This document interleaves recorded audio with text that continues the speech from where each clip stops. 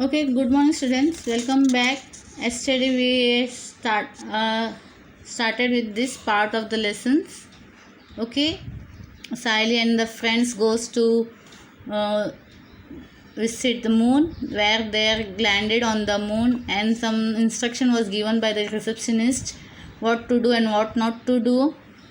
They explained the gravitational force of the moon, that is 1/6 of that of Earth, and she also said gave the instruction to the students that whatever the students want to purchase or buy anything, they should be doing in the settlement place, human settlements on the moon, which is the same similar to that of the gravitational force of the earth. यानी अर्थ का जो gravitational force है उसी को ध्यान में रखते हुए वहाँ का जो ह्यूमन सेटलमेंट्स का जगह है उसको उस तरह से किया है। अगर उस ह्यूमन सेटलमेंट से बाहर अगर हम लोग जाते हैं तो वो 1/6 पार्ट ये करेगा, अपना ग्रेविटेशनल फोर्स दिखाएगा मून का। और whatever they have to purchase inside the dome only, क्योंकि बाहर का जो चीज़ है वो जेन्युइन नहीं होगा तो प्रॉब्लम हो जाएगा। अनऑथराइज दुकान से कुछ नहीं लेना है, ये सब उन्हें बताया गया, इंस्ट्रक्शन दिया गया था। और the Sailee and the friends at the 3 days programmes on the moon, and so the first day was at the sky watch, जहाँ पे आसमान को देखना था मून से। और वो एक रहते मतलब अर्थ से कैसा मून, अर्थ से अगर हम देखते हैं आकाश में तो नज़रिया कैसा होता है, and the picture we see from the moon that is quite different what we see from the earth. Okay, तो हमने यहाँ तक अंडरस्टैंड किया था, पढ़े थे। Now the second day's attractions. Okay, what was the second day's attraction? Was the circus on the moon. One unique feature of the circus was the seating arrangement. The spectators were made to sit in the tent and the circus were going on the outside. यानी एक second दिन का attractions क्या था? Circus. आप लोग ने circus वगैरह देखे होंगे, कलाबाजियाँ वगैरह की जाती है। तो एक यूनिक फीचर क्या था कि लोगों को, जो देखने वाले लोग थे, they have to sit inside the arrangement. The seating arrangement were done for them and the spectators were made to sit in the tent. उनको spectators को कहाँ बिठाया था? टेंट के अंदर। their seating arrangement was done. और circus कहाँ पे होने वाली थी? outside the tent. High jumps and long jumps were the special attractions. One gymnast jumped 27 meters high. तो क्या था, जो सर्कस कलाबाजी दिखाने वाले थे वो लोग कहाँ पे थे? आउटसाइड द टेंट थे। और क्या अट्रैक्शन ज़्यादा था? स्पेशल हाई जंप्स और लॉन्ग जंप। ओके, उसमें से एक जिम्नास्टिक ने जो जंप किया वो 27 मीटर्स हाई उसके जंप थे। On both the days besides the main attraction much time was reserved for visiting the various settlements there. It was expected that the students should spend some time for the self study. क्या बताया गया था? बच्चों को थोड़ा सा वक्त उनका सेल्फ स्टडीज़ के लिए भी देना चाहिए, besides all these attractions and all. Okay. The teacher had assigned them the task of writing an essay on how they spent their time on the moon. अभी टीचर ने उनको एक ये दिया था, असाइनमेंट दिया था, एक ऐसे लिखना था कि उन्होंने कैसे अपना वक्त मून में बिताया. How they spend the time on the moon, which places they visited, what they observe, etcetera. That all should be mention in the essay. The places they visited and what they observed on the moon. Sally and her friends had traveled far and wide and had done a lot of sightseeing. Sally and her friends, what they did, they traveled. जहाँ अभी कोई नई जगह पे जाते हो तो आप लोग घूमते हो, देखना चाहते हो कि वहाँ पे क्या स्पेशल है, व्हाट इज इट. तो Saili and our friends were doing the same things. They were travelling here and there and looking here and sightseeing, मतलब यहाँ से सब जाते वक्त देख रहे थे क्या क्या चीज़ें है अवेलेबल है, क्या है, कैसा नज़ारा है. On the third day their teacher took them to the place of the historical importance. Third day क्या हुआ? टीचर उनको कहाँ लेके गए? ऑफ ए प्लेस, एक जगह जहाँ पे एक हिस्टोरिकल इम्पोर्टेंस था. व्हाट हिस्टोरिकल और सी ओवर देयर, क्या हिस्टोरिकल इम्पोर्टेंस था? 100 years ago Neil Armstrong had landed at this place. क्या ये था? स्पेशलिटी थी, क्या थी? नील आर्मस्ट्रॉन्ग नाम के एक एस्ट्रोनॉमर थे जो पहली बार चांद पे आए थे, उनके बारे में जानकारी दी जा रही है. Everyone was looking forward to this visit to the historical monument. तो सब जो स्टूडेंट्स वगैरह थे वो इसके लिए आतुर थे, जानना चाहते थे. Okay, it was the holiest place in the history of the man on the moon. The first footprints of the Neil Armstrong was preserved on the moon land. क्या बताया जा रहा है, पहली बार जब नील आर्मस्ट्रॉन्ग ने कदम रखे थे चांद पे, तो उनका जो चरण फुटप्रिंट्स थे उसको संभाल के रखा गया था, दिखाने के लिए, लोगों के लिए दिखाने के लिए. That was then. Besides the footprint was a grand statue of Armstrong. उनके फुटप्रिंट्स के अलावा क्या था, उनका एक स्टैचू भी था वहाँ पे. At the base of the statue was carved the first word uttered by a human on the moon. One small step for a man, one giant leap of mankind. उनका जो एक स्टैचू था, उनके statue के नीचे, मतलब जो उनके जहाँ पे उनके कदम वगैरह थे वहाँ पे क्या लिखा था, एक छोटा सा कदम एक इंसान का, पर बटे one a giant leap of mankind. यानी इसके बाद से क्या होने लगा, हम चांद पे भी जा सकते हैं, ये लोग सोचने लगे. इससे पहले कोई सोचा नहीं था कि कोई इंसान चांद पे भी जा सकता है, because it was a impossible task during that time.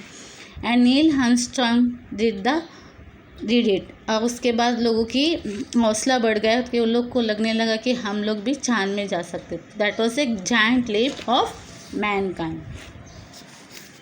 The next attraction for the children was that they were going to wear the space suits for the first time. अभी बच्चे लोगों को क्या था, वहाँ पर स्पेस में natural they had to wear the space suit. See over here, the picture is given. Space, वहाँ पे स्पेस में आपको इस तरह के कपड़े पहनने पड़ते. You can't move as you move on the earth. Then they were going to roam outside, experiencing the gravitational force of the moon. And what they were experiencing the gravitational force of the moon. Be careful when you walk, dear children. Don't run or sprint, you will fall. उनको teacher instruction दे रही है, careful रहना है, don't run और sprint, otherwise you will fall, गिर जाओगे. The teacher was warning repeatedly but who was in the mood off listening. Okay, तो क्या टीचर लगातार बोलती जा रही थी, बच्चे अपने ही मस्त में थे. They were not hearing what the teacher instruction was given. They hopped, they jumped and ran around. Buy ornaments specially made from the stones on the moon. Very cheap, cheaper than those available in the shops in the settlement. Cheaper and better. At least have a look. The roadside shopkeepers screamed at the top of their voice. अभी वहाँ पे कुछ लोग बेच रहे थे, the shopkeepers. तो वो क्या चिल्लाते, जैसे यहाँ पे भी आप लोगों को दुकान में हाँ इतने में मिल रहा है, सस्ते में मिल रहा है, ऐसे सब करके लोग चिल्लाते ताकि उनकी चीज़ें लोग खरीद सके. तो वहाँ पे भी ऐसे ही हो रहा था. It was the same thing. When these children were going there, the shopkeepers started shouting, you can buy ornaments made up of stones and it is very cheaper than the other shops, okay, in the settlement. As they were saying that way. Buy sister, buy. I am selling these earrings really cheap. Saying this, he approached side. अभी साइली से एक दुकानदार बोल रहे कि sister take this earrings, मैं बहुत सस्ते में बेच रहा हूँ और कहीं पे आपको ये मिलेगा नहीं. He approached Siley and displayed the set of the shining stone earrings, and he showed a earring which was very shining and all. It was made up of stones. Siley suddenly remembered her mother. अभी Siley remembered her mother. इतने दिनों से वो वहाँ पे थी, तब तक उसको अपने दोस्तों के साथ उसको ध्यान में नहीं आया अपनी माँ के बारे में. And now she remembered her mother. Tomorrow they were to start on their return journey. She had completely forgotten her mother in the last 3 days. She felt terrible guilty. यानी अपने दोस्तों के साथ इतनी मस्त थी कि वो माँ को भूल गई थी इन 3 दिनों में, और उसके दूसरे दिन उनको जाना था. तो इस बात को उसे काफ़ी बुरा लगा. शी वॉज फीलिंग गिल्टी, मतलब उसे बुरा लग रहा था कि माँ को मैं कैसे भूल गई, इतने सब इसमें शोरगुल बच्चों के दोस्तों के बीच में अपने माँ को कैसे भूल गई. तो what she did, buy this sister, don't think much, cheaper and better. तो अभी वो शॉपकीपर भी अपने स्टोन के ऑर्नामेंट्स ईयरिंग को बेचना था, वो बार बार उसे बता रहा था. Saili look around, the other children had proceeded had. Saili अकेली वहाँ पे थी और बाकी के बच्चे लोग दूसरी जगह आगे निकल गए थे. Come on give me those red earrings quick. Siley pointed to them and asked, what is the price?